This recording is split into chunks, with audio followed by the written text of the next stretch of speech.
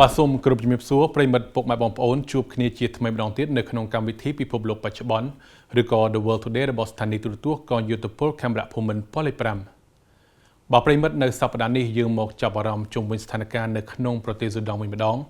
ដោយយើងឃើញថាសន្និដ្ឋកម្មនិងអំពើប្រល័យពូជសាសន៍ដ៏សាហាវឃោរឃៅជាទីបំផុតកំពុងតែកើតមានឡើងនៅក្នុងប្រទេសស៊ូដង់ខណៈដែលប្រជាជនរាប់ពាន់នាក់ត្រូវបានសម្លាប់ដោយគ្មានកំហុសជាពិសេសកុមារតូចៗដែលគ្នាមិនដឹងអីបាទបន្ទាប់ពីកងកម្លាំងយោធាប៉ារ៉ាដែលជាគូប្រជែងរបស់កងកម្លាំងរដ្ឋាភិបាលប្រទេសស៊ូដង់បានដណ្ដើមកាន់កាប់បាទទីក្រុងអែលហ្វាសានិងបើកការវាយប្រហារសម្រាប់រង្គាលលើប្រជាជនដែលរស់នៅក្នុងទីក្រុងនេះយើងចង់ដឹងថាតើស្ថានភាពបច្ចុប្បន្ននៅក្នុងប្រទេសស៊ូដង់នេះវិវត្តទៅយ៉ាងណាហើយនោះសូមប្រិមិត្តពុកម៉ែបងប្អូនតាមដានទស្សនាកម្មវិធីរបស់យើងជាបន្តបន្ទាប់ដូចតទៅ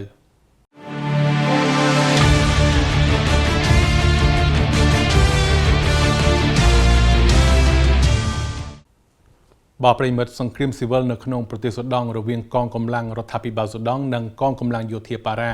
ជុំវិញការដណ្ដើមគ្រប់គ្រងអំណាចនោះនៅតែបន្តផ្ទុះឡើងរហូតមកដល់ពេលបច្ចុប្បន្ននេះខណៈដែលការពីពេលថ្មីនេះបន្ទាប់ពីការឡោមព័ទ្ធទីក្រុងអែលហ្វាសាដែលជាបន្ទាយឈរជើងចុងក្រោយរបស់កងកម្លាំងរដ្ឋាភិបាលស៊ូដង់នៅក្នុងតំបន់ Darfur អស់រយៈពេលជាង18ខែមកនៅទីបំផុតកងកម្លាំងយោធាប៉ារ៉ាបានវាយដណ្ដើមកាន់កាប់ទីក្រុងនេះដោយជោគជ័យ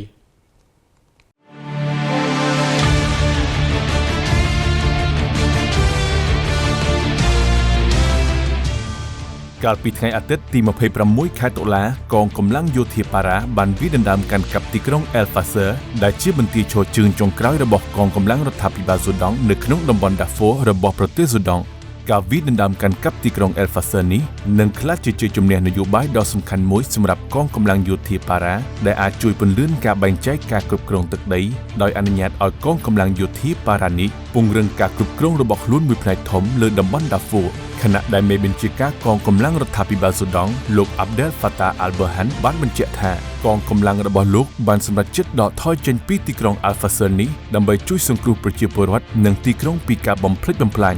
អស់រយៈពេល18ខែមកហើយដែលកងកម្លាំងយោធាប៉ារ៉ាបានធ្វើការឡោមព័ទ្ធទីក្រុង Al-Fasr នេះខណៈដែលខ្លួនកំពុងប្រយុទ្ធនឹងកងកម្លាំងរដ្ឋាភិបាលអតីតក្រុមឧទាមដែលជាសម្ព័ន្ធមិត្តនិងក្រុមអ្នកប្រយុទ្ធក្នុងស្រុកព្រមទាំងកំណត់គោលដៅវាយប្រហារដោយយន្តហោះគ្មានមនុស្សបើកនិងគ្រាប់កាំភ្លើងធំលើជនស៊ីវិលដែលរស់នៅក្នុងទីក្រុងនេះហើយការឡោមព័ទ្ធនេះដែរបានជំរុញឲ្យមានភាពអត់ឃ្លានក្នុងចំណោមប្រជាជនប្រមាណ 25,000 នាក់ដែលបន្តរស់នៅភាគខាងលិចនៃទីក្រុងនេះស្របពេលដែលមានការប្រមានជាយូរមកហើយថាប្រសិនបើទីក្រុងនេះត្រូវបានដណ្ដើមកាន់កាប់ដោយកងកម្លាំងយោធាប៉ារ៉ានោះការវាយប្រហារសម្រាប់រង្គាលលើជនជាតិភាគតិចនឹងត្រូវបានធ្វើឡើងដោយដែលអ្វីដែលពិភពលោកធ្លាប់បានឃើញបន្ទាប់ពីការដណ្ដើមកាន់កាប់ជំរំសាមៗនៅភាគខាងត្បូងរបស់ប្រទេសស៊ូដង់គូបញ្ជាក់ផងដែរថាសង្គ្រាមរវាងកងកម្លាំងរដ្ឋាភិបាលស៊ូដង់និងកងកម្លាំងយោធាប៉ារ៉ាបានផ្ទុះឡើងកាលពីខែមេសាឆ្នាំ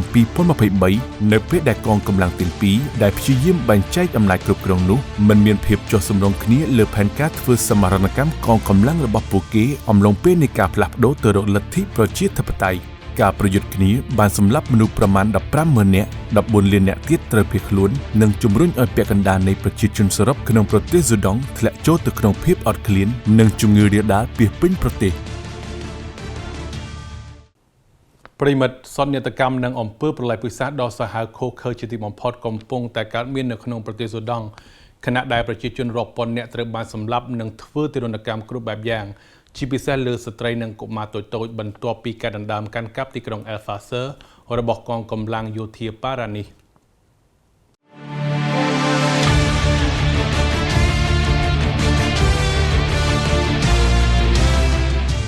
កងកម្លាំងយោធាប៉ារ៉ាបានបើកការវាយប្រហារសម្រាប់ប្រជាជនដោយមិនរើសមុខខណៈដែលយោងតាមតួលេខពីអង្គការសហប្រជាជាតិបានប៉ាន់ប្រមាណថាមានមនុស្សប្រមាណ 15,000 នាក់បានស្លាប់និង 14 លាននាក់ទៀតត្រូវភៀសខ្លួនក្រៅពីការសម្លាប់រង្គាលនេះក៏មានសេចក្តីរាយការណ៍ថាកងកម្លាំងយោធាប៉ារ៉ាបានចាប់រំលោភស្ត្រីនិងកុមារធ្វើទារុណកម្មគ្រប់បែបយ៉ាងនិងប្រព្រឹត្តអំពើឃោរឃៅជាច្រើនទៀតពលរដ្ឋស៊ូដង់មួយចំនួនបាននិយាយថាស្ថានភាពបច្ចុប្បន្នប្រៀបបាននឹងឋាននរកពួកគេសឹងតែមិនអាចរត់គេចពីសេចក្តីស្លាប់បានខណៈដែលអ្នកខ្លះទៀតត្រូវពួកយោធាឃុំខ្លួនដើម្បីចម្រិតយកប្រាក់ពីចន្លោះ $8,000 ទៅ $50,000 អាមេរិកដើម្បីជាថ្នូរនឹងការដោះលែងហើយអ្នកខ្លះទៀតត្រូវរងការធ្វើទារុណកម្មនិងសម្លាប់យ៉ាងឃោរឃៅជាទីបំផុត ជាស្ដែងសន្និដ្ឋកម្មដ៏សាហាវបំផុតមួយបានកាត់ឡើងនៅពេលដែលកងកម្លាំងយោធាប៉ារ៉ាបានសម្រុកចូលក្នុងមន្ទីរពេទ្យសម្ភពក្នុងទីក្រុង El-Fasher និងបាក់កាប់បាញ់សម្លាប់មនុស្សចំនួន460នាក់និងដុតបំផ្លាញភូមិនានាយោងតាមទីភ្នាក់ងារជនភៀសខ្លួនរបស់អង្គការសហប្រជាជាតិមនុស្សប្រមាណ 62,000 នាក់បានភៀសខ្លួនចេញពីទីក្រុង El-Fasher ខណៈដែលមនុស្សប្រមាណ 260,000 នាក់ទៀតនៅតែជាប់គាំងនៅក្នុងទីក្រុងនេះហើយបើយោងតាមសេចក្តីថ្លែងការណ៍របស់អង្គការគ្រូពេទ្យគ្មានព្រំដែនបានបញ្ជាក់ថាភ្នាក់ងារដែលធ្វើប្រតិបត្តិការនៅនឹងកន្លែងបានប៉ាន់ប្រមាណថាមានមនុស្សប្រមាណត្រឹមតែ 5,000 នាក់ប៉ុណ្ណោះដែលអាចភៀសខ្លួននិងធ្វើដំណើរទៅកាន់ទីក្រុង Tawila ដែលមានចម្ងាយប្រមាណ 80 គីឡូម៉ែត្រពីទីក្រុង El-Fasher នេះក្នុងរយៈពេលប្រមាណថ្ងៃកន្លងមកនេះ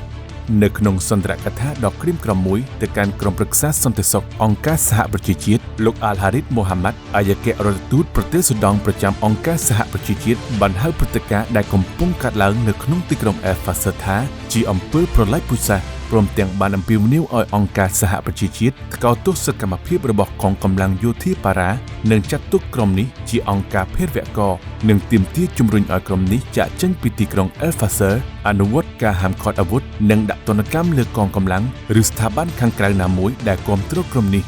ជាការឆ្លើយតបមេដឹកនាំកងកម្លាំងយោធាប៉ារ៉ាលោក Mohamad Hamdan Dagalo ឬត្រូវបានគេស្គាល់ថា Hamati នោះបានថ្លែងប្រកាសថាប្រជាជនដែលបានភៀសខ្លួនចេញពីទីក្រុង El-Fasher គួរតែត្រឡប់មកកាន់លំនៅឋានវិញខណៈដែលលោកក៏បានប្រកាសពីការបង្កើតគណៈកម្មាធិការមួយដើម្បីធ្វើការស៊ើបអង្កេតលើអ្វីដែលលោកបានពិពណ៌នាថាជាការរំលោភបំពានដែលប្រព្រឹត្តឡើងនៅក្នុងទីក្រុង El-Fasher នេះដោយលោកបានបញ្ជាក់ថាគណៈកម្មាធិការស៊ើបអង្កេតនឹងចាប់ផ្ដើមធ្វើការស៊ើបអង្កេតនិងទទួលខុសត្រូវភ្លាមៗចំពោះទាហានឬមន្ត្រីណាមួយដែលបានប្រព្រឹត្តបទឧក្រិដ្ឋឬអនុវត្តបទបញ្ជាលើដែនព្រំដែនរបស់ខ្លួនដោយពួកគេនឹងត្រូវចាប់ខ្លួនភ្លាមៗហើយលទ្ធផលនៃការស៊ើបអង្កេតនឹងត្រូវប្រកាសជាសាធារណៈនៅចំពោះមុខមនុស្សគ្រប់គ្នា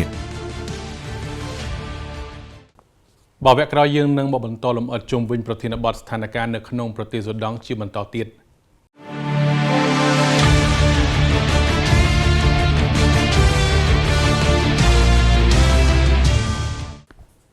បើប្រិមិត្តយើងចង់នឹងថាតើដំណើរដើមទងបែបណាបានជំរុញឲ្យមានការប្រយុទ្ធគ្នារវាងកងកម្លាំង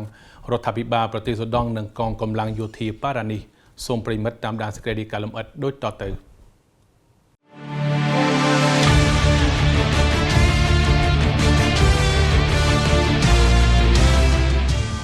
ការប្រយុទ្ធគ្នាបានផ្ទុះឡើងនៅក្នុងប្រទេសស៊ូដង់គឺរវាងក្រុមគូប្រជែងពីរដ៏សំខាន់គឺកងកម្លាំងរដ្ឋាភិបាលស៊ូដង់និងកងកម្លាំងយោធាប៉ារ៉ាចាប់តាំងពីការធ្វើរដ្ឋប្រហារក្នុងប្រទេសស៊ូដង់កាលពីឆ្នាំ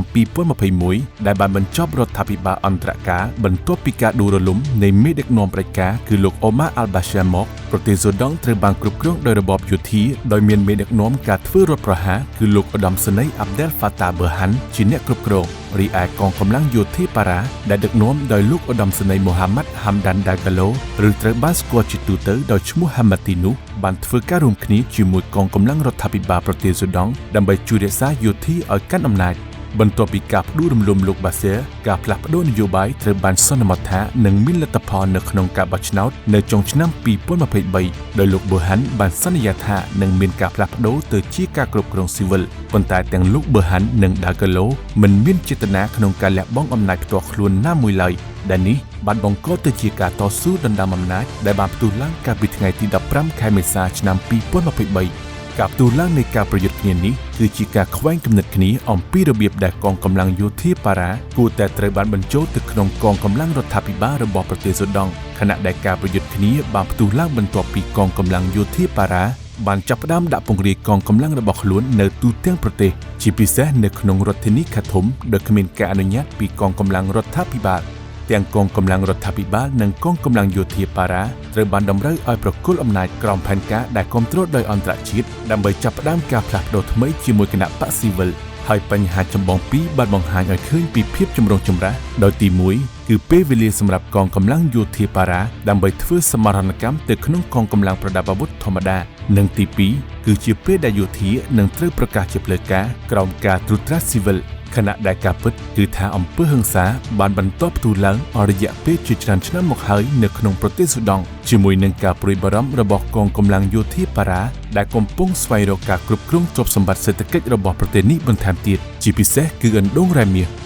លោកដាកាឡូឬហេម៉ាទីនីបានឡើងកាន់អំណាចដឹកនាំកងកម្លាំងយោធាប៉ារ៉ានៅដើមទសវត្សរ៍ឆ្នាំ2000នៅពេលដែលលោកនៅជាប្រធានកងជីវពលដែលមានឈ្មោះច័ន្ទចាវីតជាក្រុមដែលទទួលខុសត្រូវចំពោះអំពើខុសខើបំពានសិទ្ធិមនុស្សនៅក្នុងតំបន់ដាហ្វ័រនិងត្រូវបានចោទប្រកាន់ដោយតុលាការអក្រិតកម្មអន្តរជាតិចំពោះអំពើប្រល័យពូជសាសន៍ផងដែរក្នុងនាមជាប្រធានកងកម្លាំងយោធាប៉ារ៉ាលោកដាកាឡូបានប្រឈមមុខនឹងការចោទប្រកាន់ជុំវិញការបង្ក្រាបយ៉ាងឃោរឃៅលើសកម្មជនគាំទ្រលទ្ធិប្រជាធិបតេយ្យរួមទាំងការសម្លាប់រង្គាលលើក្រុមបាតកោកាលពីឆ្នាំ2019ជាមួយគ្នានេះសកម្មភាពរបស់ឧត្តមសេនីយ៍ប៊ឺហាន់នៃបញ្ជាការកងកម្លាំងរដ្ឋាភិបាលស៊ូដង់ក៏ធ្វើឡើងស្រដៀងគ្នានេះដែរខណៈដែលក្នុងនាមជាប្រមុខយោធាកាន់អំណាចនិងជាប្រមុខរដ្ឋាភិបាលជាក់ស្ដែងរបស់ប្រទេសក្នុងរយៈពេលប៉ុន្មានឆ្នាំចុងក្រោយនេះលោកក៏ជាអ្នកនៅពីក្រោយការបង្ក្រាបក្រុមសកម្មជនគាំទ្រលទ្ធិប្រជាធិបតេយ្យហើយប្រកាសណាស់អ្នកជំនាញបានលើកឡើងថាមេដឹកនាំយោធាទាំងពីររូបនេះគឺជាឧបសគ្គចំពោះឱកាសណាមួយសម្រាប់ប្រទេសស៊ូដង់ក្នុងការផ្លាស់ប្ដូរទៅរកលទ្ធិប្រជាធិបតេយ្យស៊ីវិលបាទប្រិមិត្តយើងឃើញថាកន្លងមកកិច្ចព្រមព្រៀងបទឈប់បាញ់រវាងភាគីទាំងពីរត្រូវបានធ្វើឡើងជាច្រើនលើកច្រើនសារតែការប្រយុទ្ធគ្នានៅតែបន្តធ្វើឡើងដែលនេះជំរុញឲ្យមានការព្រួយបារម្ភកាន់តែខ្លាំងថាការសម្លាប់រង្គាលនឹងបន្តកើនឡើងហើយភាពចលាចលនៅក្នុងប្រទេសស៊ូដង់នេះអាចនឹងរីករាលដាលទៅកាន់ប្រទេសជិតខាងនិងតំបន់ទាំងមូល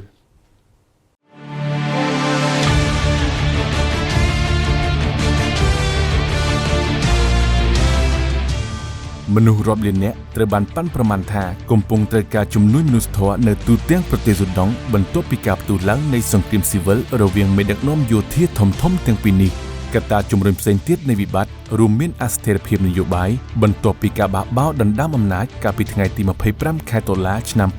2021ដែលជាវិបត្តិសេដ្ឋកិច្ចសង្គមដែលជំរុញឲ្យមានការកើនឡើងនៃអតិផរណាអត្រាការប្រាក់និងការធ្លាក់ចុះនៃរូបិយប័ត្រនិងអសន្តិសុខស្បៀងដែលប៉ះពាល់ដល់ប្រមាណ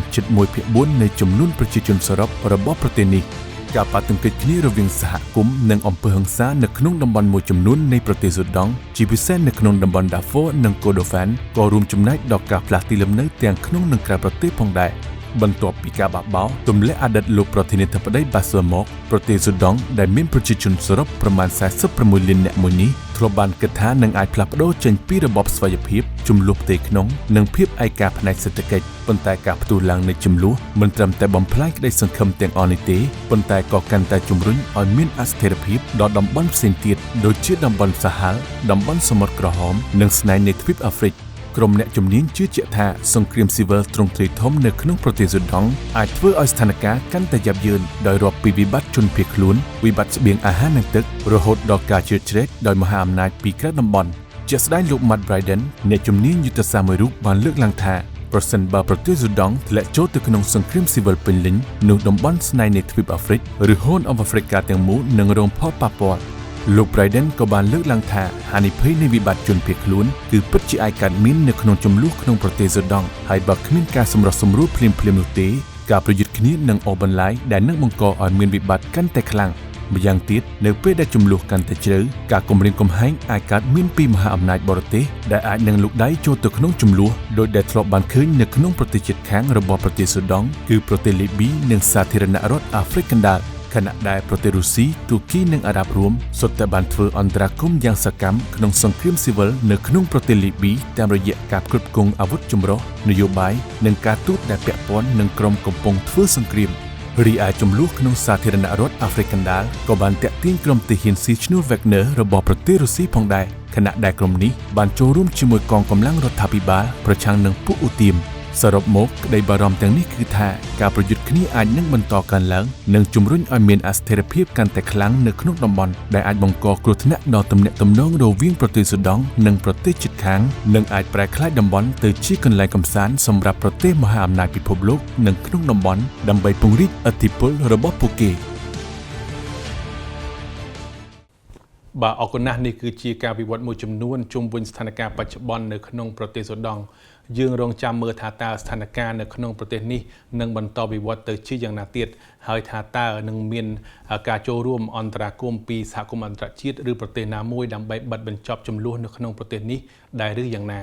បាទប្រសិនបើមានការវិវត្តអ្វីបន្ថែមខ្ញុំបាននឹងលើកយកមកលម្អិតជូនប្រិយមិត្តពុកម៉ែបងប្អូននៅសប្តាហ៍ក្រោយៗតាមពេលវេលានិងម៉ោងដដែល